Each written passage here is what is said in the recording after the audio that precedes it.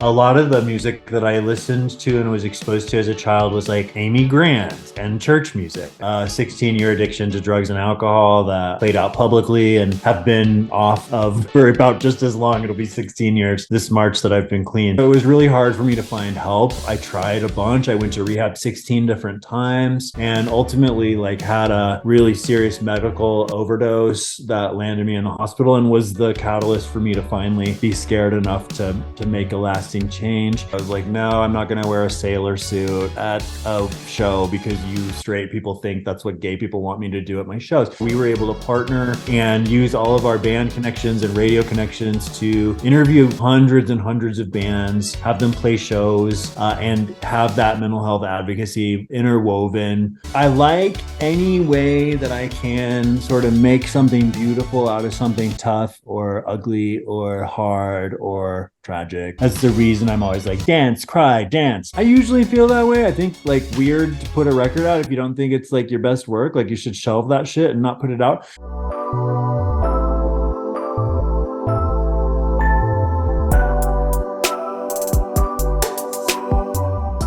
Are you a music artist trying to find a way to get your music on as many streaming platforms as possible? Then check out DistroKid. DistroKid is a super user-friendly and super easy-to-use service that will make your music available in stores like Spotify, Apple Music, iTunes, Amazon Music, YouTube, Snapchat, everything. Everything you could imagine, it's available. People will even be able to add your songs into their Instagram stories. DistroKid helps you with the distribution, monetization, and promotion of all of your music. Use the link in the description of this video for 7% off any DistroKid package you want. Pick from musician packages designed to help artists get their own music out there, or even get a label package where you can manage up to 100 artists from one profile. So that's more for like managers, labels, and you can also get the musician package that I mentioned earlier, which is more for artists, producers, things like that. It's super easy, and you can get 7% off any package right now with the link in the description of this video. So once again, if you're looking for a way to get your music on as many streaming platforms as possible, I'm talking any platform you can think of, get DistroKid and get 7% off right now with the link in the description. Back to the program. He's a musician, writer, producer, and filmmaker, as well as an advocate for mental health. He's been making music for 25 years, has released 10 studio albums, and has toured with Portugal, the man. Please welcome Logan Lynn to the podcast. How are you doing today? Hi, thanks for having me. Doing good. Yeah, thank you so much for coming on. Yeah, for sure. So just the first thing I wanted to get into, I was trying to find out more about you, do some research, learn about like your background, your career. Yeah. When you were younger, like your grandma was a piano and like voice instructor, taught lessons, and like worked with a couple big names like Johnny Cash. What was it like for you to grow up with like such a prominent musical figure in your life?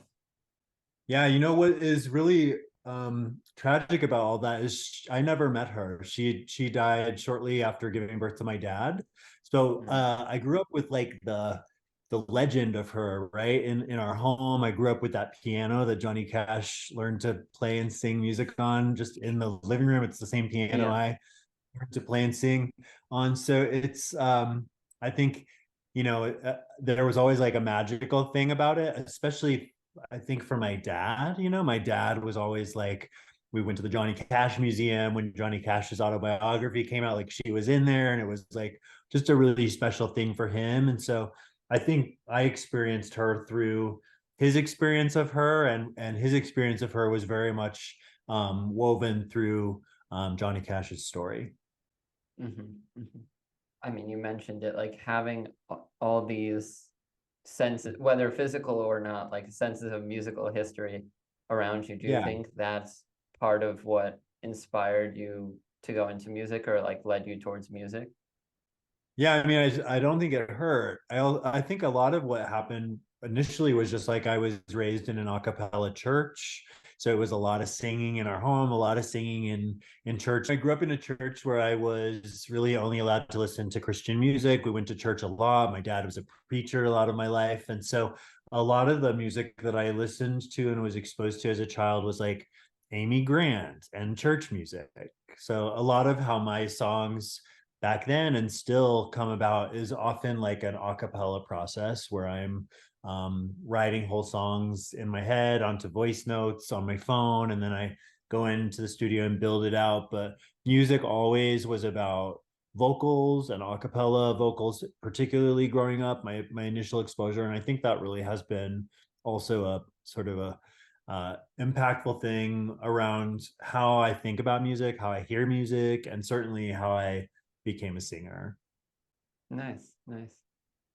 And so once you sort of started your career, you started making music, you know, you start gaining prominence, things like that. And back in 2007, you performed at the New York City Gay Pride celebration. What was that moment like for you, like being at such a big event?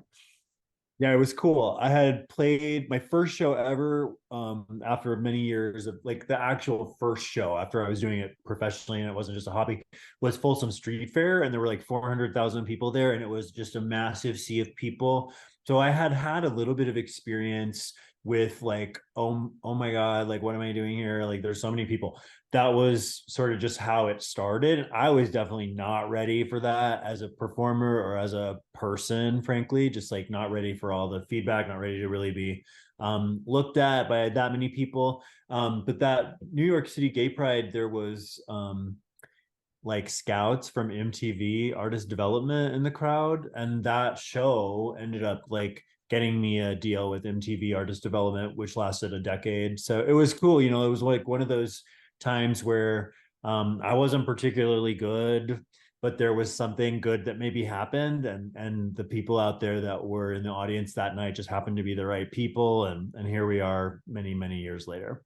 Yeah, that sense of like even if I'm not my best tonight, or even if I don't have my best performance, like every show, you never know what could happen, just depending on where it is, who hears about it, who's there in person, like you said. Yeah, I think about shows and also just disasters, musical disasters in general, right? Like I've had several that were like not my proudest moments, but were Yeah. like, you know, an opportunity to do something better in the end, you know. But like in the moment you're like, oh my God, what a disaster. I've had several of those where I thought like, oh my God, my career's over, or like, you know, this is like just terrible. I can't believe I did this or that happened. And then somebody was like, hey, I saw you do that kooky thing, and would you like to have a TV show? Or you know, like something always comes of it. So I think in my older age, my middle age, I've learned to accept that disaster and like pivoting and all that is like just as important as the stuff you plan for. Yeah, yeah, definitely.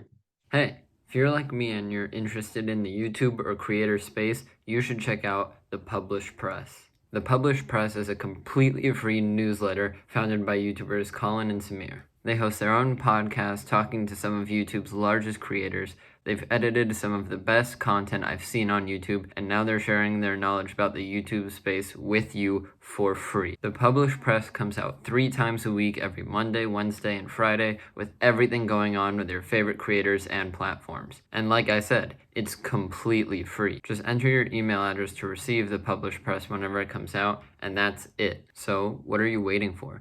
Click the link in the description below, sign up to the Published Press, and get all the info you need on the industry. On top of your music, you're also a huge advocate for mental health, and you're still involved in the music industry.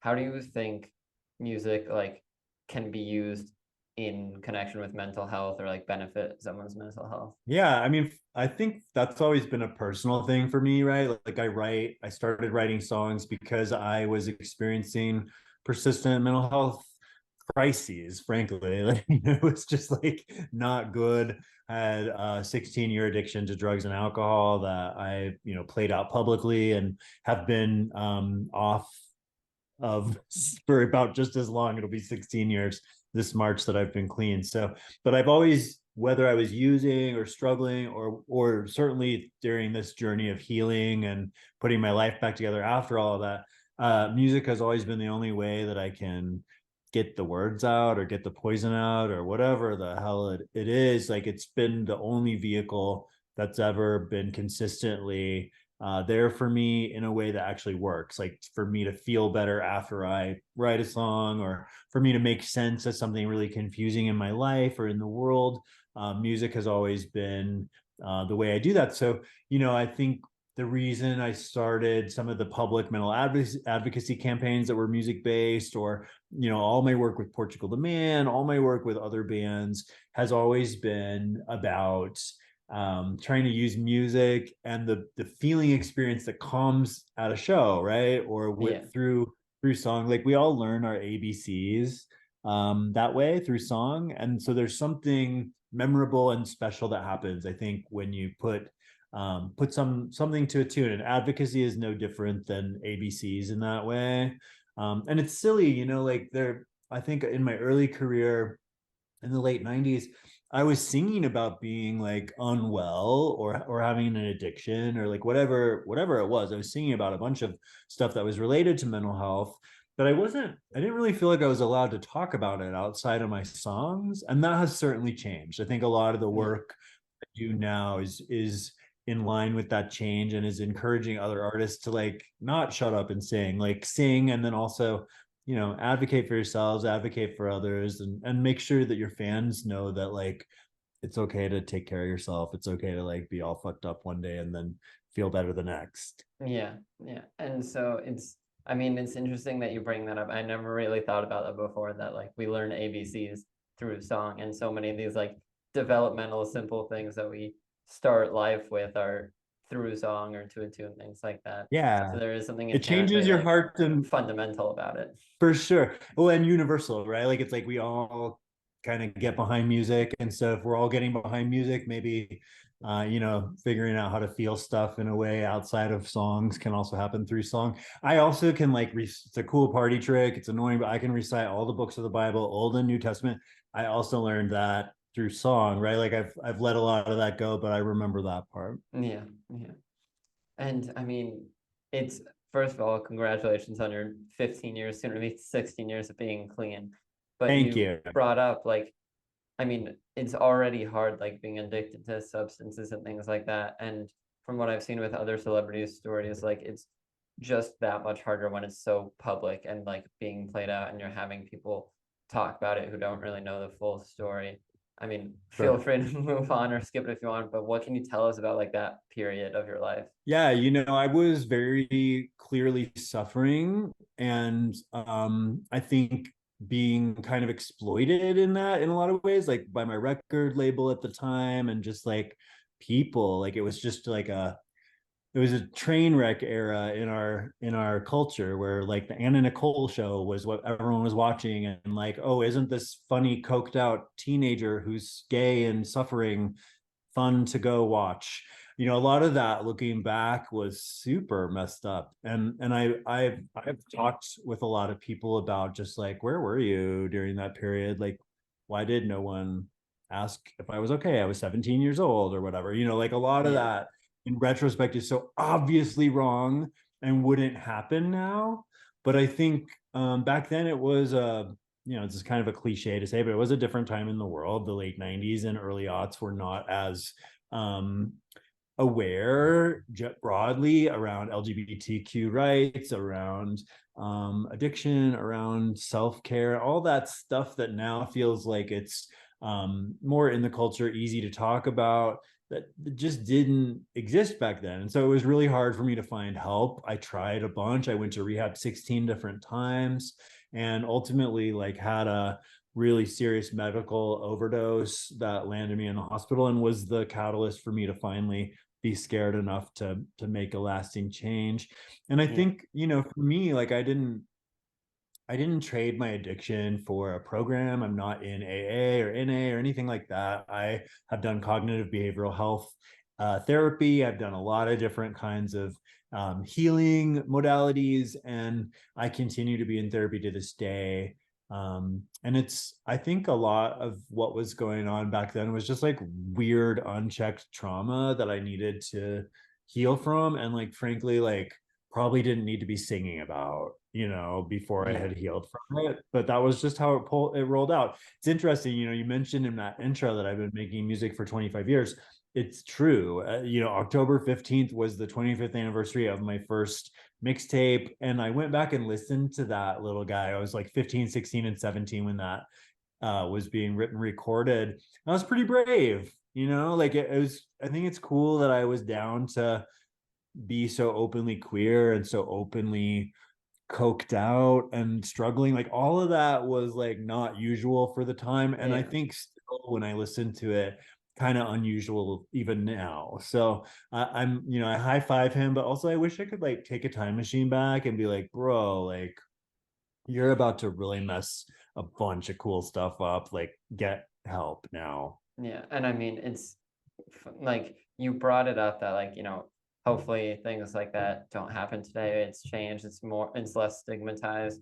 But like the story that I like since it happened, since then it's been stuck in my head. Like the tragic thing with Juice World, like as soon as it happened, everyone was like, "Well, why didn't someone say something?" Like you see all these videos of like so many people in the studio with him, and he is saying all these like horrible lyrics, and it's like, why doesn't someone just check on him, help him? And then, Yeah, there's a distinct lack of like, are you okay?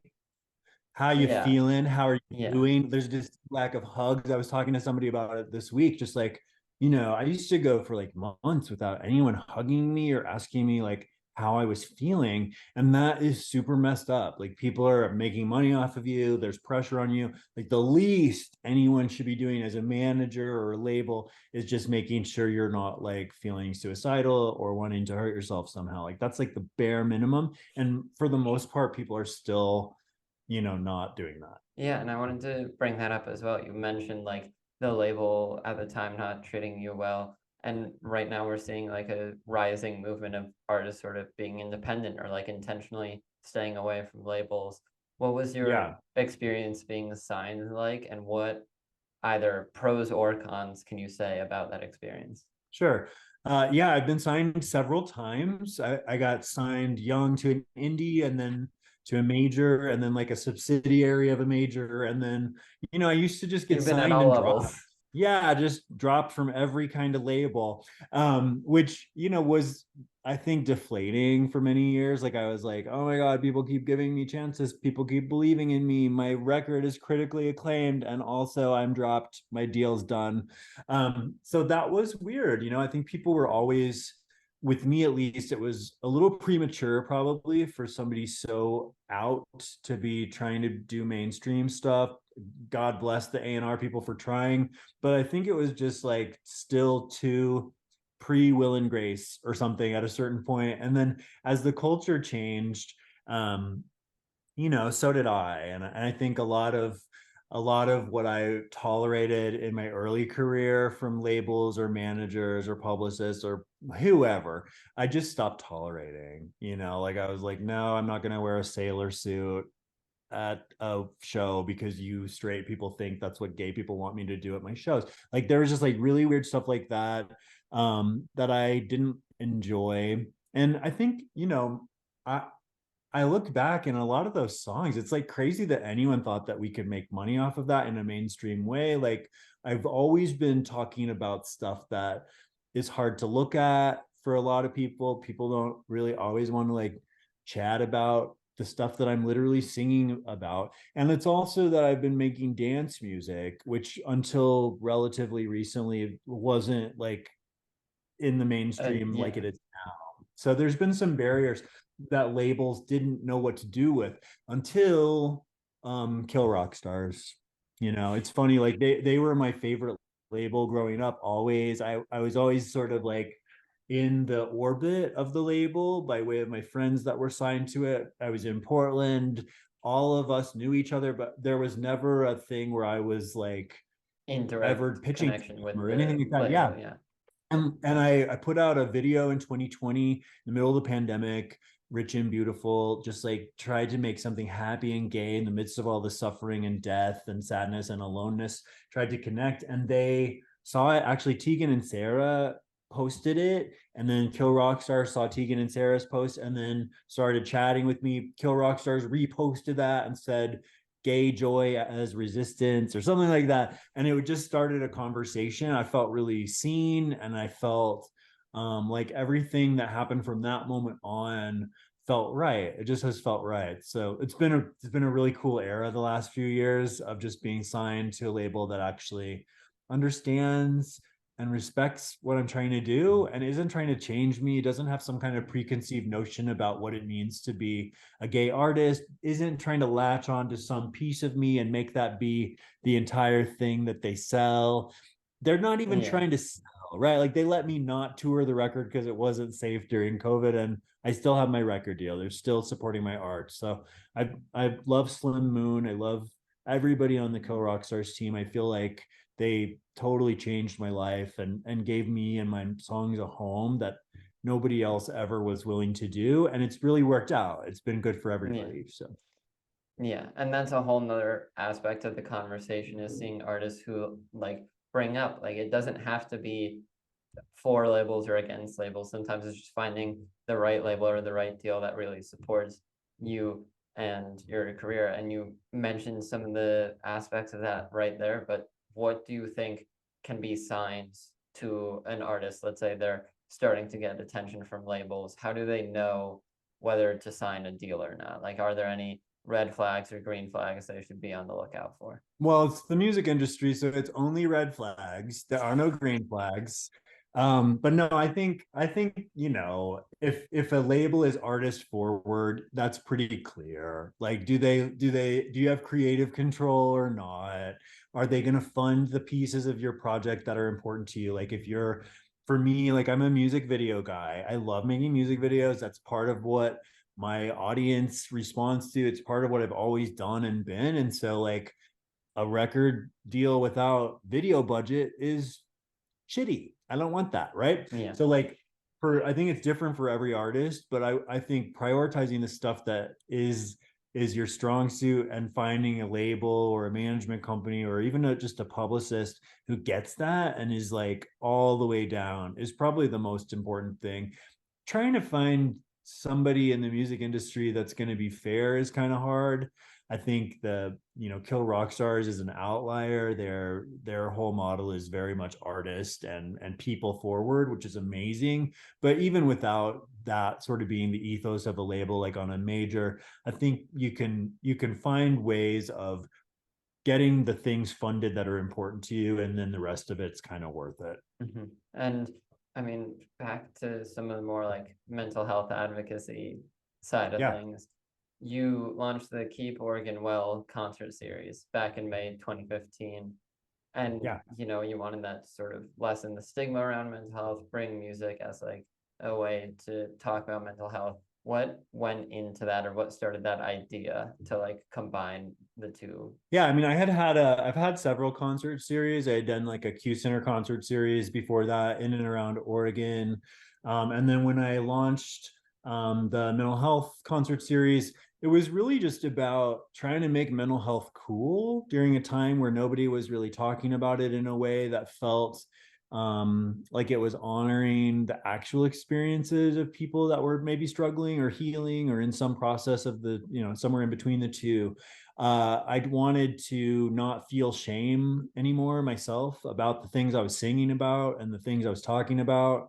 I wanted to find a cohort of other artists and people that I knew were struggling. Because we were interacting in real life. Like I knew, like, you have a problem. What are you doing? Like, you're still alive. Like, how is that possible? Like, I wanted to like learn more about that. And my Yeah. friend Sheila Hamilton she had lost her husband to suicide and had a book coming out about that experience. And it just like happened at the right time where we were able to partner and use all of our band connections and radio connections to interview, hundreds and hundreds of bands, have them play shows, and have that mental health advocacy sort of interwoven like I was talking about earlier, like as the songs that these fans love are like have their hearts and minds totally open, you sort of hit them with like, are you okay? Like the thing, the thing that none of us Yeah. get. Like we were trying to do that on a large scale, and it worked. It was cool.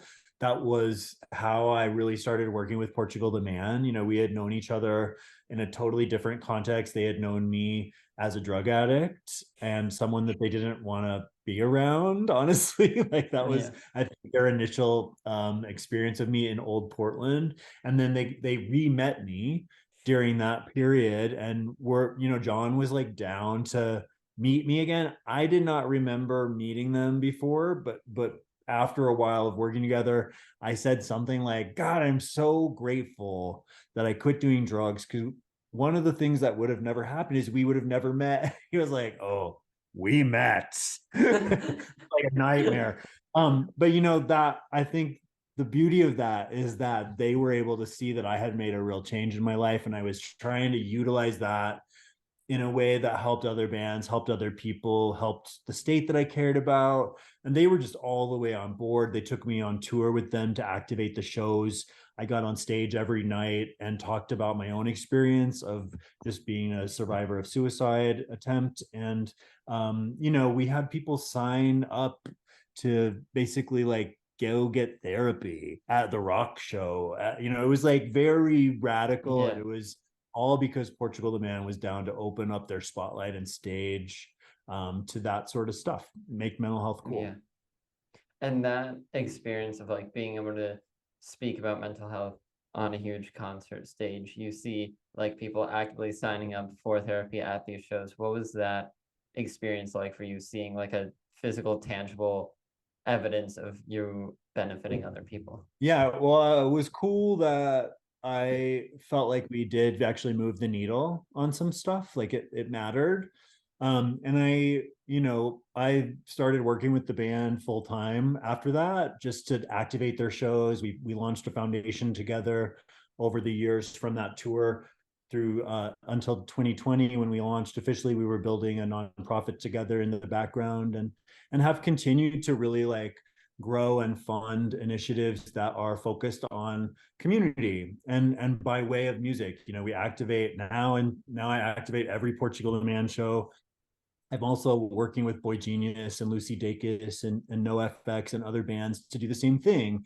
And all of that is through this work at PTM Foundation that I do with Portugal the Man. Yeah, yeah, that's awesome. And I mean, at this foundation, like clearly there you have so many connections through music that you can help this foundation and help just mental health advocacy in general grow. What Yeah. can you tell us anything more about like your role within the foundation and like what Yeah, you do there? sure. Yeah, I'm the executive director, so it's like a pretty traditional in that way, traditional nonprofit setup. The cool thing that's different about this one is we donate 100% of the money we raise, so there's no expenses, there's no overhead. It's a nonprofit in that we're raising money for the community. We're giving all of that money to the community, which has been really cool. I think. Um, it's been probably one of my life's greatest honors to be able to help them do good on such a massive scale. And it's like a dream come true in a lot of ways. It's certainly how I would be using my platform, and to be able to partner with them to use theirs in the same way is super moving. And I am, I think more than grateful. I think it definitely like saved my life in a lot of ways, as far as like me feeling like maybe music had lost its meaning, or that the music industry was like jaded, or like whatever the whole thing was. Like to be able to create something so beautiful and pure and good with the band in these years. And especially like, God, it was messed up that we were going to launch March 2020 and COVID happened. Like that was terrible timing. However, it did provide an opportunity for all of us when we were stuck at home, when the Portugal the Man tour was canceled, when my tour was canceled, when none of us could leave our house.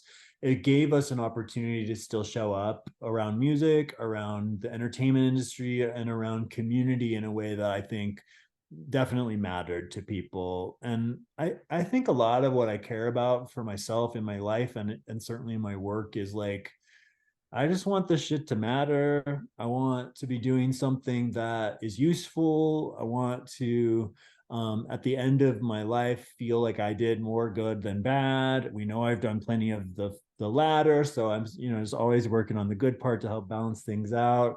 And I think, same with John, same with the whole band. Like none of us are perfect. We all used to party. Yeah. We're all, kind of kooky, dumb rock and roll guys, but we're trying to do something good. And Portugal the Man actually really cares about community in a way that I just have endless energy for. Yeah, that's awesome. And I mean, with these like goals that you have, yes, for music, but also like each one you listed, I can see a connection to mental health as well. Not Yeah. that you have to choose at all, but do you have like any sense of whether you see yourself as like an artist first or a mental health advocate first? Yeah, I've never been very good at compartmentalizing any of that stuff, Hmm. but um I think I'm a songwriter, and I think I use that songwriting and whatever comes along with it to help myself, help my family, help my community. And I think fame is really weird and gross and always have. And so if I'm able to use spotlight or attention or the media or whatever to help people and make things a little easier for queer youth or for people who have like persistent mental health conditions, then like hell yeah, let's do it. Otherwise, like, what are we doing? Okay, I'm cool, you're cool. Isn't this thing we did cool? Everybody clap. Like, is that the whole thing? Like, and it is like that is actually the whole thing, which can be super depressing. And I think me, my cohort, my sort of tribe around me, and the band for sure, we all just need something bigger and better than just like, aren't we cool and isn't this neat? And so I think that's the commitment. Also, like, I wouldn't say that I was an advocate for communities of Indigenous peoples before PTM Foundation and Portugal the Man, only because like I had no idea what was going Yeah. on. Like I knew what everybody else knew from like school, and my even that was like worse for me because of like my weird church homeschool stuff. Like it was like it wasn't on my radar, colonization. So to sort of move from being an LGBTQ plus human rights advocate and expand that to also look around at like the First Nations around the places where I live and grew up and where we're touring, and all of that has been really, I think, meaningful. And to be able to approach that work as an ally with them, we're a bunch of white dudes trying to like help and give back to the communities that we are supporting at the foundation. I think it's been cool to be able to be like, hey, like we don't really know what we're doing. We're going to do our best to learn alongside our friends in these communities who are down to teach us, right? Like that's been the whole vibe. And I think that's unusual for a nonprofit to come out as like, hey, we're not experts. We're just rock and roll people that are Yeah. trying to, help folks that we care about. I think uh, it's been years and years now. And so I think people understand that it's real. But when we first came out, people were like, what are you doing? What's going on, you guys? Yeah, and I mean that's definitely like I myself have just recently started to be hearing about like Indigenous peoples and all that. So that is definitely an important issue that needs more awareness because anytime you bring it up, there's always someone in the room who like hasn't heard the extent of it or things like that. There were Yeah. like I've watched videos and documentaries of like people who are being directly affected by it don't know the full extent of it. And so it's Yeah. clearly something that needs more awareness, more work towards. And so it's awesome that you and the PTM Foundation are working for that. Yeah, I think that erasure is so insidious and weird, and I think if you're gonna care about people, you have to care about everybody who's going through it, and not just be sort of myopically focused on the things that are affecting you directly. And that's been really good for me as an advocate to be able to sort of use these portable skills around nonprofit management or social advocacy, whatever it is, for a community that really needs help. Yeah. And for your own like music that you've created, you worked on multiple songs for the soundtrack of EastSiders, the show that's now Yeah. on Netflix. Did your process like change at all making music for like a TV show or a bigger production rather than like yourself? Yeah, no, I just kept making it for myself. Hmm. Like And I am not actually very good at the thing you just asked. Like I wish I could do that. Like a lot of people are like, I'm a sync music creator. I can just write anything. No, I can't. Like it has to be the reason that worked was it was about LGBTQ love and it was about stuff that I was experiencing in relationship and I was able to write songs about my situation that were also fitting for those characters. There was a lot of parallel truth. I don't know what I would do if somebody was like, "Hey, I have like a cartoon about a farm animal, and I need you to like write 6 songs about what it's like to be a pig." Like I'm yeah, not great at that. That one actually, now that I've pitched it, that one might be okay. But like, you might there's know a a bit bunch. about being a pig. Yeah, exactly. Farms, yes, but I can't just like take requests. Yeah. Yeah. Yeah, and it's funny that like even artists who have done sync placements and things like that, they start writing it under the guise of like for this, but then you listen back on it and it's also about them. Like I was just Yeah. recently watching an interview with Billie Eilish about the song she did for the Barbie movie, and she was like, I Right. wrote that fully intended for the Barbie movie. It was about Barbie, it was about that. And then she was listening to it like a week after she finished it. She was like, oh my God, it's about me. This is how I I'm feel. Barbie.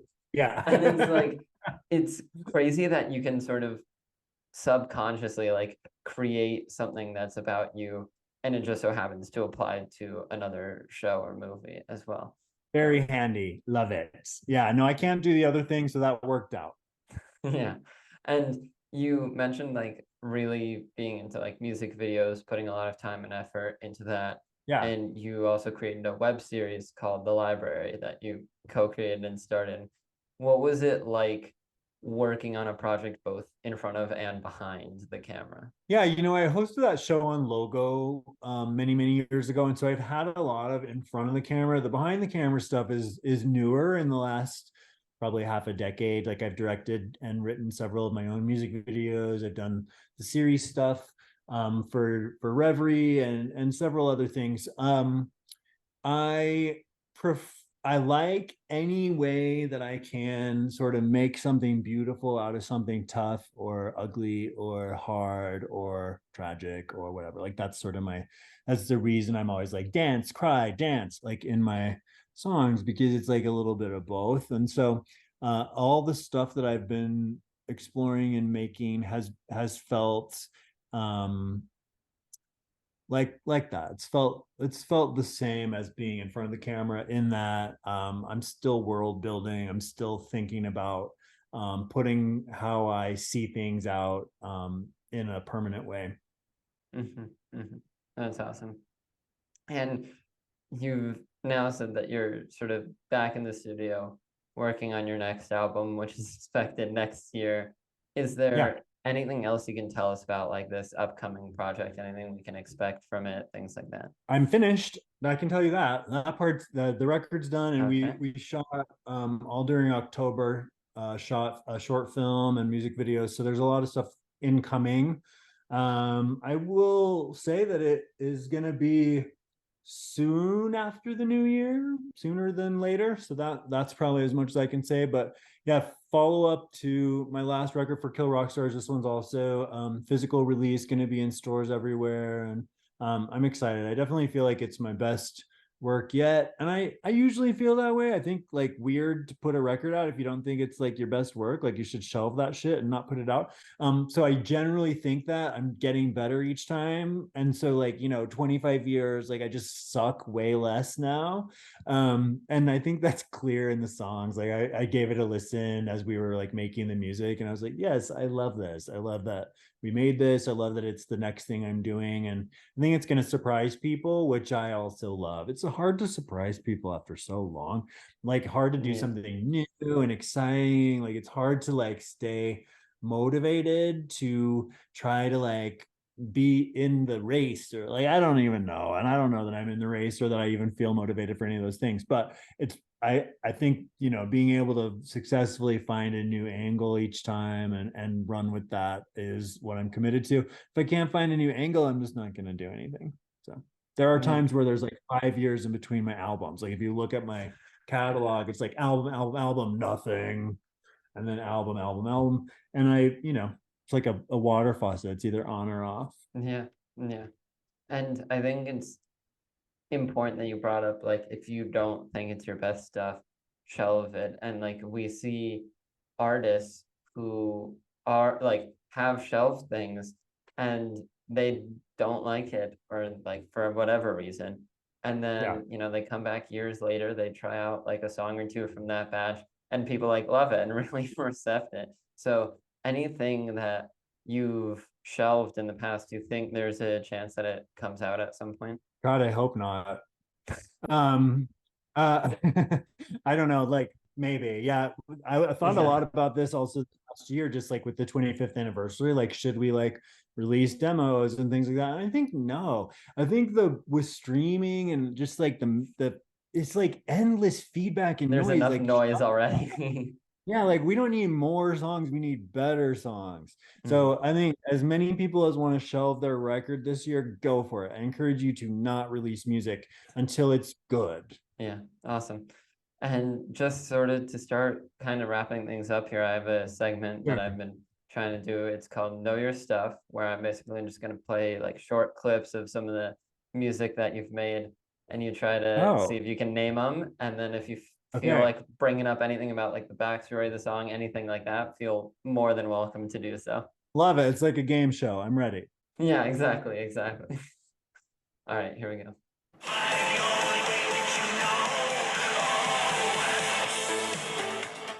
You know that Now one? this one. Yeah, that's my gossip cover that I did with Bitch. Yep. Standing in the Way of Control. And that was the first release I ever had on Kill Rock Stars. That was me celebrating Gossip, which were another Portland band, Beth Ditto's band, one of my favorites of all time, favorite people of all time. Just sort of like a hey, Kill Rock Stars, I'm here, and this is Bitch, she's here too. Like we're ready to take on the world. And then it sort of played out that way. So I love that song. Yeah, yeah, that's awesome. All right, here's the next one we got.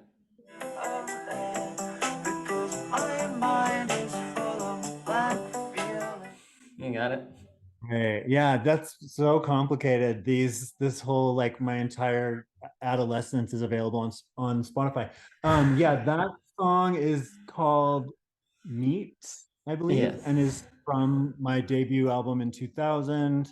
And I will just say that person making those songs on that record was very sad, very on drugs, and had not gone to nearly as many years of therapy as he has now. So it's a And fascinating time to go back and listen to. Like I think it's probably useful that it all exists, but I do often want to just like wipe the internet. and it's awesome that you've been making music long enough that you're listening back to things you've made and it brings you back to like a completely different time and different age and you can sort of put yourself back in those shoes. Yeah, big yikes. All right, and then the last one I got here is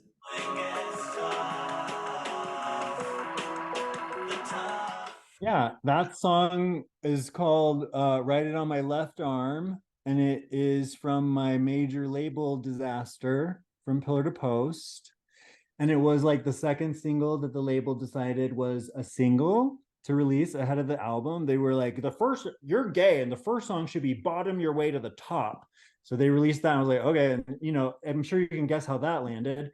yeah. And then they did this one. They're like, I was like in a beekeeper outfit, like in the desert. Like there's barely anything going on. Like I like that It doesn't make song. sense. No, it's not a single. Are you crazy? Like I wonder why my major label debut flopped. Like Yeah, yeah, it's funny that like labels make all the decisions of like what songs should be singles and things like that. And then they put it out and they come back to you and they're like, "Hey, Logan, I hate to tell you, the singles flopped." And you're like, "That's funny because you're the ones who were picking them. I didn't have anything to do with that." yeah, they're like, you suck. And also they made me rework that album so many times. Like it was like redone so many Really? times. Like it sounds like it to me. Like when I listen to it, I'm like, wow, that sounds like we worked on that a lot of hours. And by the end of it, it's just like, whose song is this? And I don't get me wrong, a lot of people like that record. I'm grateful for that record. I love that the Dandy Warhols like sued the label to get the rights to that record back to me. Like it's a beautiful story. But like, my God. Yeah. Yeah. Well, those are all the questions I had for you today. So That thank was you. fun. Yeah, thank you so much for coming on. Thank you for giving us a look at these three songs that Yeah. you were grateful for at times, even if they're not your favorites.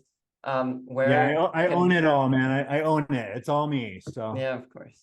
Where can people find you, your music, anything you want to shout out? Feel free to do it now. okay, yeah, I'm everywhere. My website's loganlynnmusic.com, all over YouTube, all over all of the socials, like everybody is. If you want to learn more about PTM Foundation, that's ptmfoundation.org. And I also am the PR and creative director for .gay. If you want to learn more about .gay, you can go to ohey.gay. Awesome. I'll leave a link to some of that down below. And thank you again so much for joining me. Thanks, man. Talk to you soon.